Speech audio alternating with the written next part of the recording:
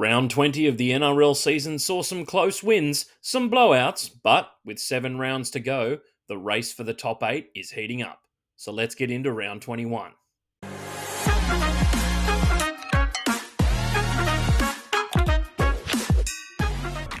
G'day guys, and welcome back to another tipping and predictions video here on The Casual Athlete. My name is Burgz, and with 7 rounds to go, the top 8 race is getting heated.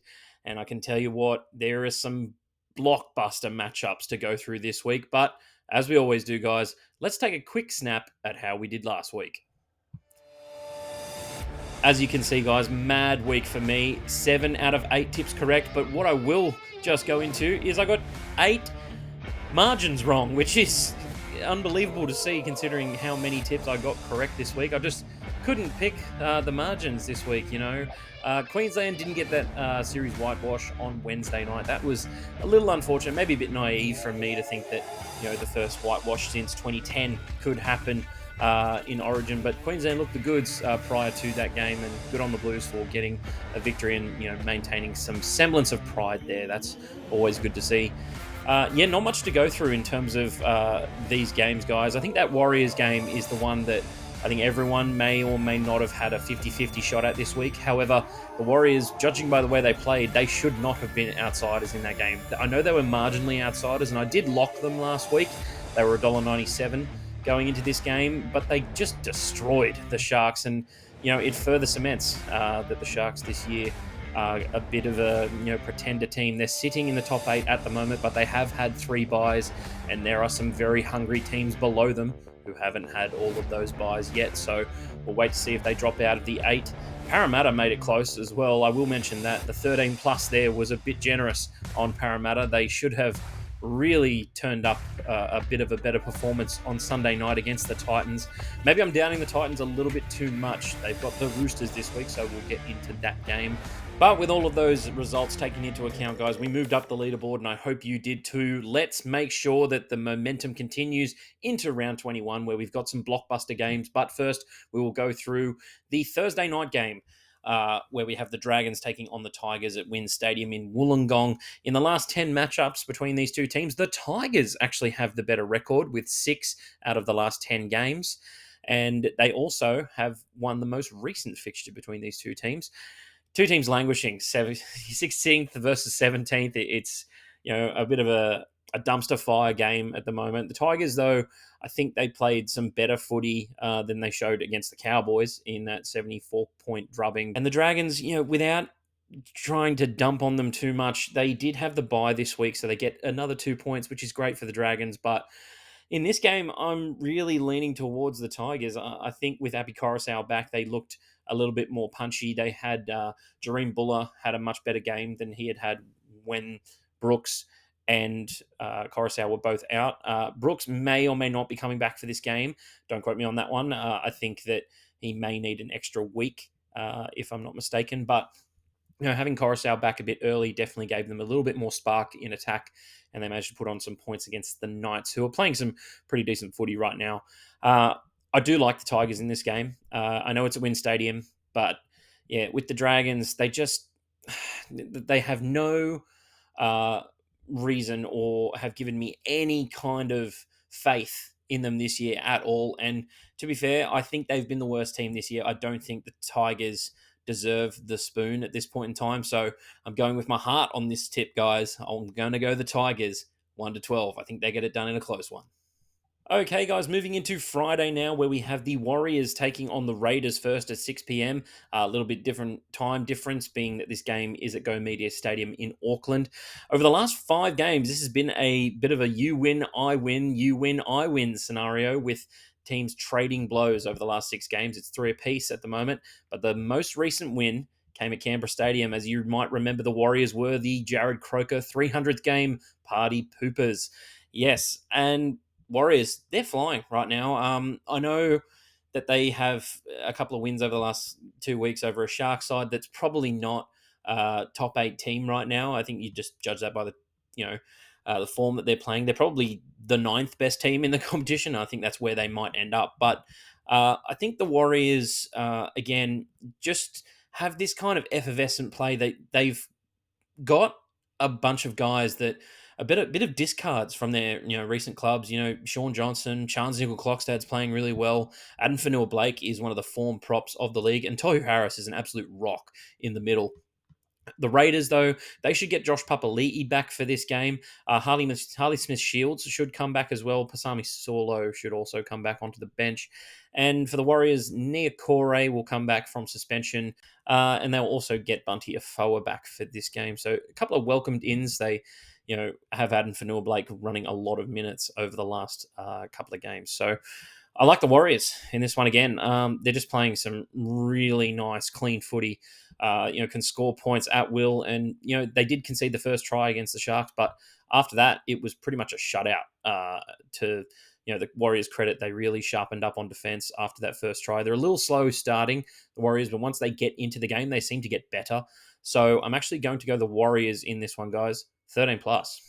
We head to the Sunshine Coast for our second game on Friday night this week, guys, where the Rabbitohs will be having a home game against the Broncos, and that's no surprises there, considering the Broncos don't tend to play too many games outside of Queensland. But, we'll sweep that one under the rug. In this game, the Rabbitohs have the better running of it. They've won 6 out of the last 10 matchups between these two teams. However, the Broncos dimmed their hopes last year. They beat them twice in 2022, and that is a bit interesting. I think the Broncos can be a bit of a bugbear for the Rabbitohs at the moment, who have just slipped out of the top 8 at the moment, but they do have 2 buys at this point in time. Now, the real interesting thing for this game is the players that both teams get back. For the Broncos, they will have Pat Carrigan. Reece Walsh also got off his suspension a week early due to Origin counting as one of his suspension days. Let us know if you want to go into more detail about that.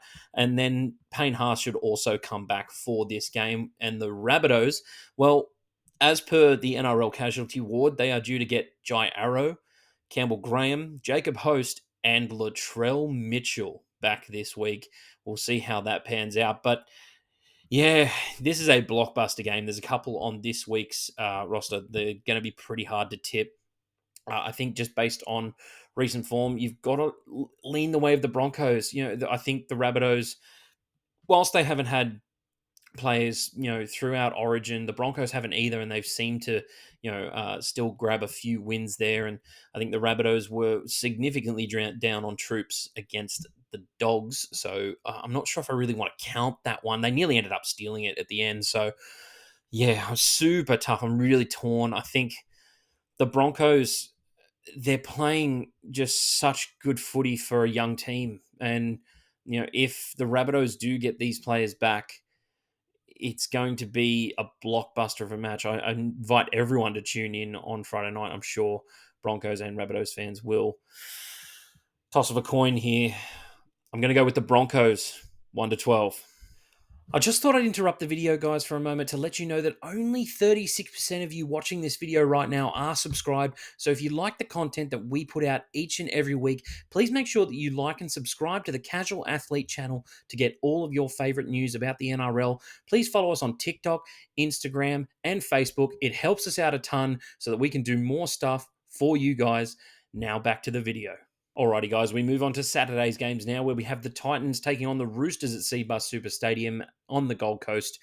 I think the Titans were a little unlucky last week not to get one over the Parramatta Eels.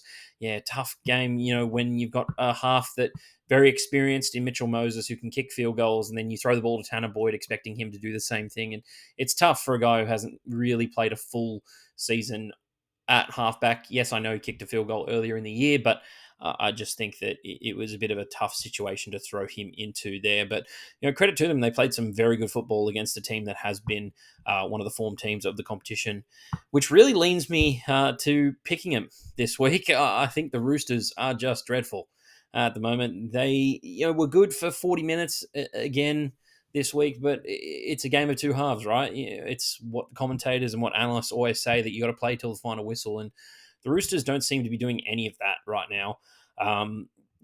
They're really lacking on support plays. I think they had a couple of really good moments in the first half where it was extremely noticeable that a couple of guys were bursting their nose through, or a couple of line breaks, and there was literally no one backing them up. And you can't have that. It's a bit of hero ball at the moment. I don't think anyone particularly wants to pass or, is leaving it to other people to do the job. And you can't have a team of all of those kind of players. In this one, though, they should get Teddy back, and that will help. I thought Manu was outstanding run meters wise last week. He didn't really create too much, but the Storm were pretty tough to get past in that one. But that'll move Josu Ali'i to the wing, and I think I'm very interested to see how he plays for the last 7 rounds of the season on the wing.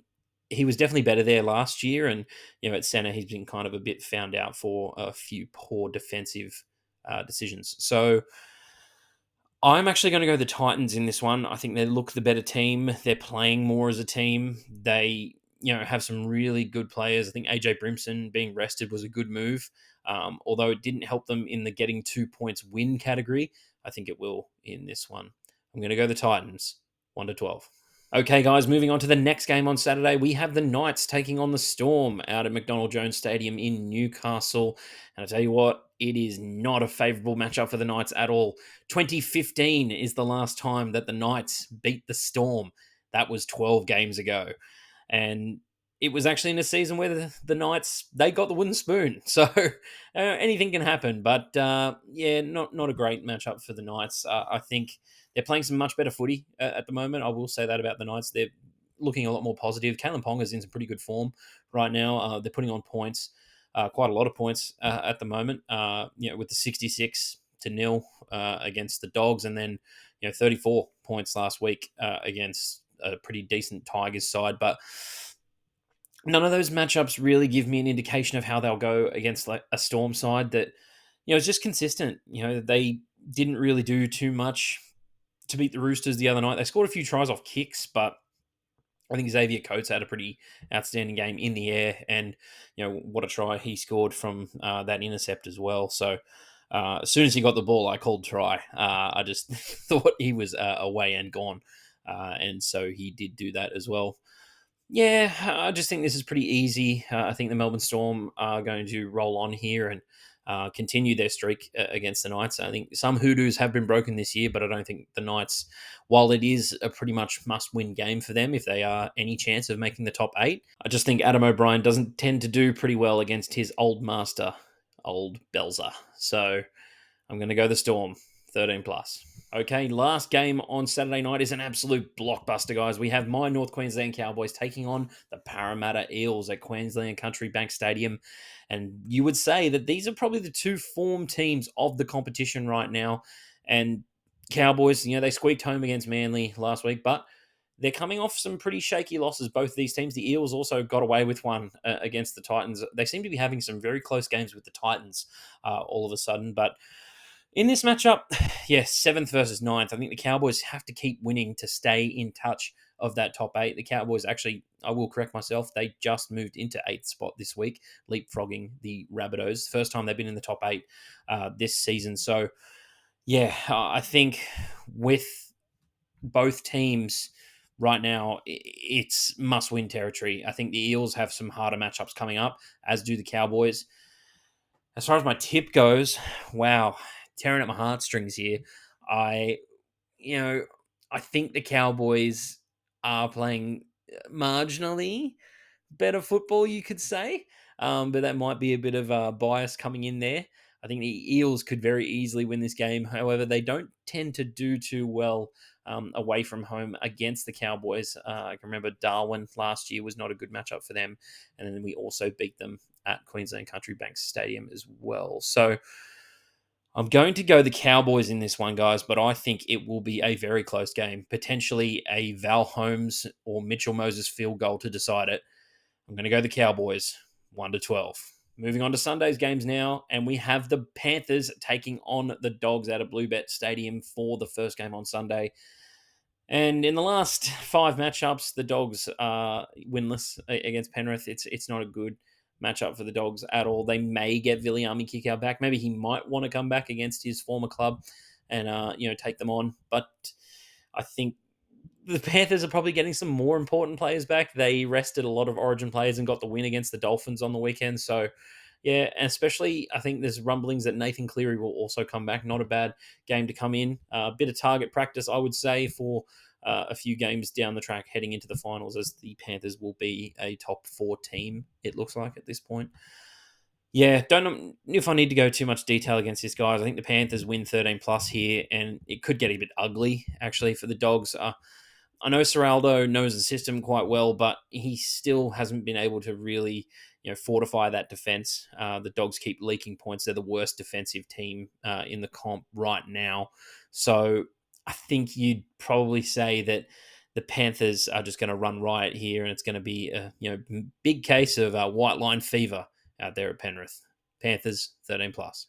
Final game of the round, guys, and we have the Sharks taking on Manly at Shark Park.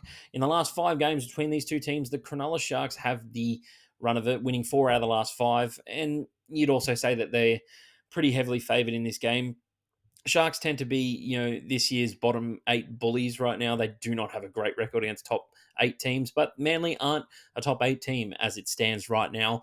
Manly will be desperate to win this game. I do not think that they have much of a chance of making the 8, but they're going to need to find something in themselves. They nearly came back into that game against the Cowboys. It just wasn't enough. They couldn't get any attack really going, and on the line, they had over 30 tackles in the Cowboys' 20-meter zone and just couldn't get anything over the line. But yeah, I think the Sharks will pick up form here. They tend to be, as I said, bottom 8 bullies, and could get this game done pretty comfortably. I'm going to go the Sharks, 13 plus. So that is it for our video this week, guys. Let me know what you think about my tips down in the comments section below. Please make sure, if you haven't already, to like and subscribe to the Casual Athlete channel. It helps us out so much. We put out ranking videos, fantasy, tipping predictions, and more. And I'll catch you on the next one.